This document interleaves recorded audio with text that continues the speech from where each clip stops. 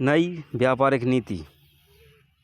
सरकार ने इस नीति के माध्यम से विदेशी व्यापार को नियंत्रित करने के नए तरीकों की घोषणा की, जिसके तहत निम्न बिंदु शामिल हैं। पहला है निर्यात को प्रोत्साहन देना।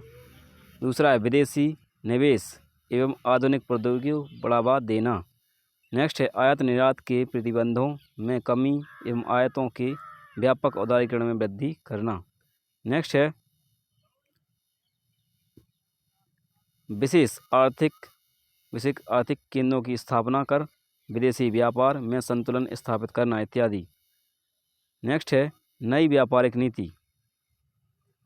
वर्ष 1991 की राजकोषीय घाटे को सुधारने हेतु भारत सरकार ने नवीन राजकोषीय नीति की घोषणा की, जिसके अंतर्गत प्रत्यक्ष विदेश निवेश की सीमा में वृद्धि, यानी वर्तमान में कुछ क्षेत्रों में 100% विदेश निवेश की छूट एवं रक्षा उत्पादन में 49% तक की विदेश निवेश सीमा को शामिल किया गया है।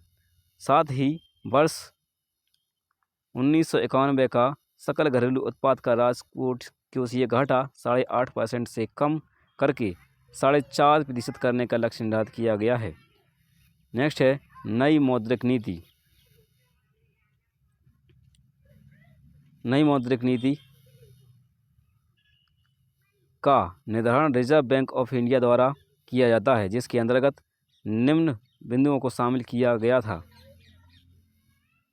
बैंक प्रणाली में सुधार, सरकारी बैंकों में 49% तक की निवेश की अनुमति, निजी क्षेत्रों के बैंकों की स्थापना इत्यादि। नेक्स्ट है नई निवेश नीति। नवीन निवेश नीति के अंतर्गत भारत सरकार में निम्न कदम उठाए गए हैं। पहला है पूंजी खाते में रुपए की पूर्ण परिवर्तन पर प्रयास किया गया था। नेक्स्ट है फेरा अधिनियम अर्थात फॉरेन एक्सचेंज रेगुलेटरी एक्ट में संशोधन किया गया। नेक्स्ट विदेशी निवेश प्रोत्साहन बोर्ड की स्थापना की गई।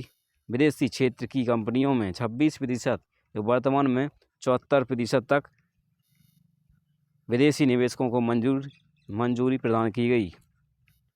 नेक्स्ट है सहायक कंपनी स्थापित करने की पूर्ण स्वामित्व वाली विदेशी कंपनियों को पूर्ण स्वतंत्रता प्रदान की गई। नेक्स्ट है पूंजी बाजार सुधार, कैपिटल मार्केट रिफॉर्म्स।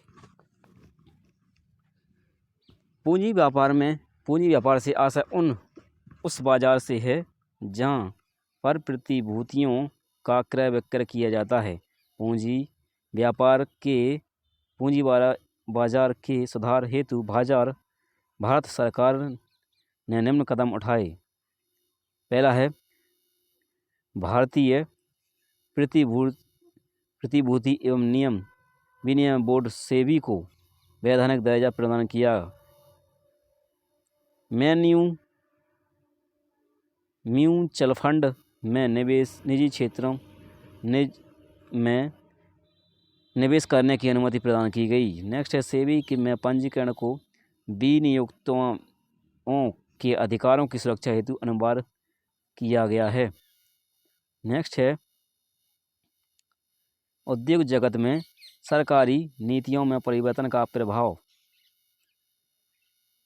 व्यवसाय जगत पर वर्ष 1991 के बाद हुए परिवर्तनों का प्रमुख प्रभाव उदारीकरण वैश्वीकरण के रूप में देखा जा सकता है, जिसके कारण व्यवसाय जगत को कुछ चुनौतियों का सामना करना पड़ा। इन प्रमुख चुनौतियों का प्रभाव निम्नलिखित है। प्रतियोगिता में वृद्धि, दूसरा है ग्राहक गुणवत्ता में वृद्धि, तीसरा आधुनिक प्रौद्योगिकी में वृद्धि, चौथा है नवीन परिवर्तनों की आवश्यकता। नेक्स्ट है मानव संसाधन के विकास की आवश्यकता। नेक्स्ट है बाजार के स्वरूप में परिवर्तन। नेक्स्ट है सार्वजनिक कंपनियों हेतु सरकारी सहायता में कमी।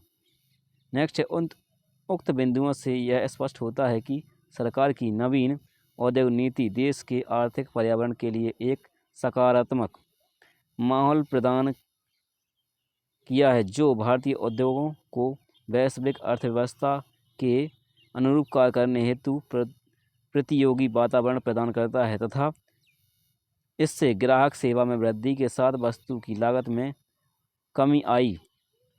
नेक्स्ट है औद्योगिक वातावरण में परिवर्तनों पर प्रबंध की प्रक्रिया।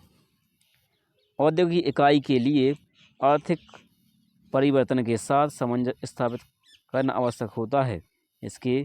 उनके प्रबंध स्तर पर इन परिवर्तनों का प्रभाव स्पष्ट रूप से पड़ता है।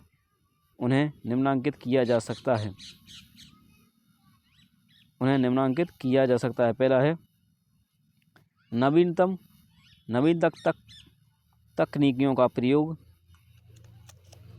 नेक्स्ट है ग्राहक उन्मुखी सेवा।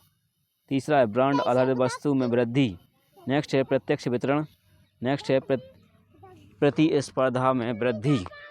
नेक्स्ट है वित्तीय पुनर्संरचना और नेक्स्ट है उत्पादन क्षमता में वृद्धि। अधिग्रहण तथा विलय जैसी क्रियाओं में वृद्धि। नेक्स्ट है नीति आयोग नीति कमीशन। 1 जनवरी 2015 को कैबिनेट के एक साधारण विधेयक द्वारा नीति आयोग की स्थापना की गई। इसके पूर्ववर्ती योजना आयोग का स्थान लिया गया जो पहले भारत के आर्थिक नीतियों के निर्माण एवं क्रियान्वयन संबंधी कार्यों को करता था। नीति आयोग का